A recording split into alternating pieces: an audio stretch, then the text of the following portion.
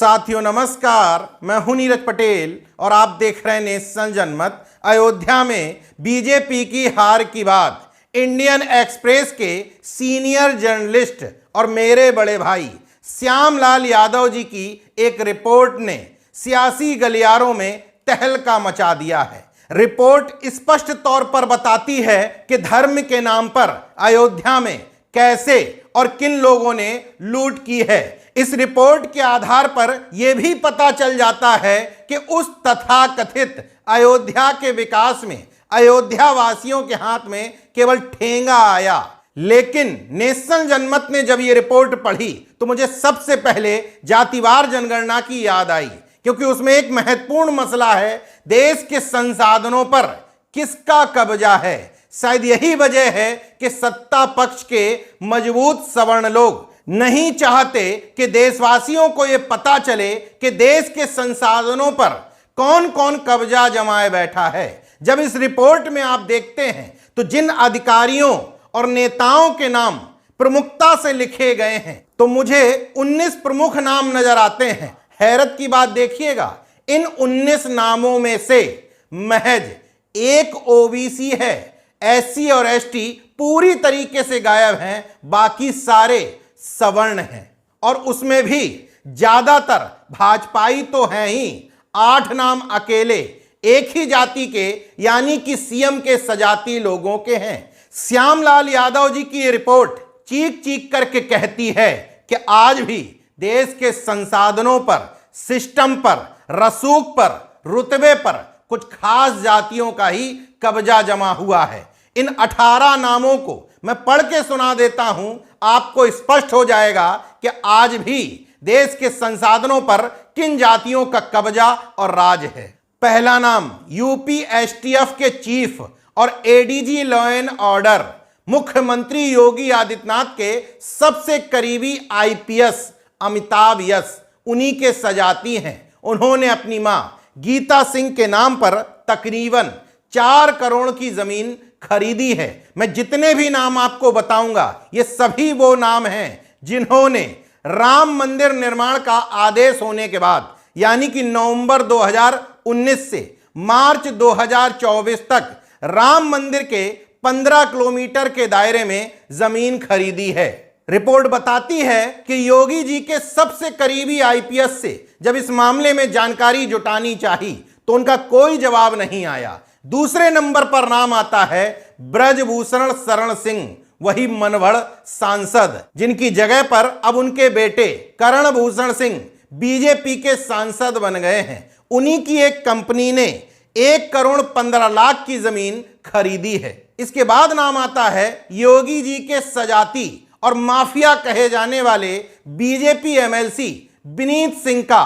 इन्होंने अपनी बेटी प्रेमिला सिंह के नाम पर जमीन खरीदी है। इसके बाद नाम आता है अरुणाचल प्रदेश के मौजूदा डिप्टी सीएम, स्वाभाविक तौर पर बीजेपी से ही हैं। इनके दोनों बेटों ने तकरीबन 3 करोड़ 72 लाख की जमीन खरीदी है। अगला नाम उत्तर प्रदेश गृह विभाग के सचिव आईपीएस डॉक्टर संजीव गुप्ता। इन्होंने अपनी पत्नी चेतना गुप्ता के नाम जमीन खरीदी थी, हालांकि बाद में बेच दी गई। अगला नाम शिक्षा विभाग के ज्वाइंट डायरेक्टर अरविंद कुमार पांडे, निलंबित चल रहे हैं भ्रष्टाचार के आरोप में। इनकी पत्नी बस्ती जिले में बीजेपी के नेता हैं ममता पांडे, जिन्होंने 2022 में अयोध्या में रामायण नाम से होटल खोला था। इनकी भी वहां जमीन है। अगला नाम रेलवे के डिप्टी चीफ इंजीनियर महावल प्रसाद, इनके बेटे के नाम जमीन खरीदी गई थी।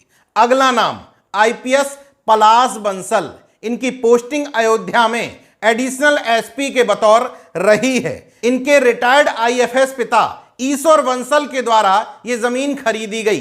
पलाश बंसल का कहना है मुझे कोई जानकारी नहीं है। आईपीएस अनूप कुमार सिंह इस समय एसपी अमेठी हैं। इनके ससुराल पक्ष के लोगों ने जमीन खरीदी। आईपीएस महोदय का कहना है मेरा उससे कोई लेना देना नहीं है। पूर्व डीजीपी यशपाल सिंह, इन्होंने अपने ही नाम जमीन खरीदी थी। उत्तर रेलवे के प्रधान मुख्य कार्मिक अधिकारी अनुराग त्रिपाठी, हरियाणा योग आयोग के चेयरमैन जयदीप आर्य, बीजेपी के विधायक अजय सिंह के भाई कृष्ण कुमार सिंह और भतीजे सिद्धार्थ सिंह ने यहां जमीन खरीदी है। गोसाईगंज नगर पंचायत की बीजेपी की अध्यक्ष विजय लक्ष्मी जायसवाल के रिश्तेदार मदन जायसवाल ने यहां जमीन खरीदी। एकमात्र ओबीसी का नाम इस लिस्ट में आया। पूर्व विधायक और बीजेपी नेता जितेंद्र कुमार सिंह उर्फ बबलू भैया के भाई विनोद सिंह ने यहां जमीन खरीदी। बीजेपी के पूर्व विधायक चंद्र प्रकाश शुक्ला, पूर्व एमएलसी राकेश राणा और बीजेपी के अयोध्या के ही मंडल उपाध्यक्ष रमाकांत पांडे की company Awadh enterprises. Indian express की सूची में ये प्रमुख वो 19 नाम हैं जिनके नाते रिश्तेदारों के नाम पर, उनके बेटे बेटियों के नाम पर जमीनें खरीदी गईं।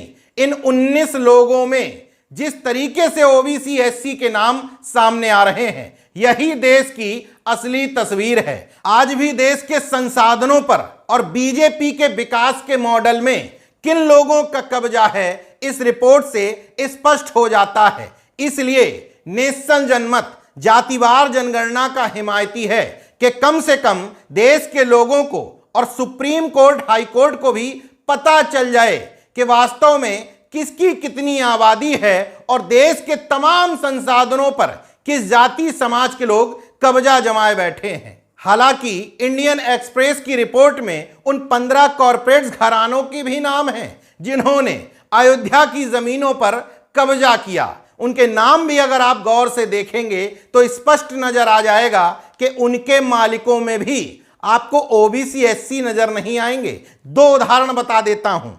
HOABL अभिनंदन लोढ़ा की कंपनी है जो महाराष्ट्र के मंत्री मंगल प्रभात लोढ़ा के बेटे हैं। अडानी समूह ने सबसे ज्यादा जमीनें इस क्षेत्र में खरीदी। अन्य नाम हैं, लेकिन इन कंपनियों के नामों में ओबीसी एससी एसटी या अल्पसंख्यकों के नाम नदारत हैं। चलिए, एक बात समझ में आती है कि मुस्लिमों के नाम ना होना आपके एजेंडे में शामिल है, लेकिन तथाकथित रूप से आप हिंदुत्व के पैरोकार हैं, झंडावरदार हैं, लेकिन हिंदुओं की एकता बनाने के लिए आप ये भी नहीं सोचते कि इन संसाधनों का मैक्सिमम हिस्सा आप कुछ जातियों में बांट दे रहे हैं। इसलिए नेशन जनमत बार बार कहता है, जब भी ये लोग हिंदुत्व को आगे करते हैं उसका मतलब होता है कुछ खास जातियों का वर्चस्व। देखते रहिए नेशन जनमत, जागरूक और सजग बने रहिए। जय विज्ञान, जय संविधान, जय लोकतंत्र। धन्यवाद।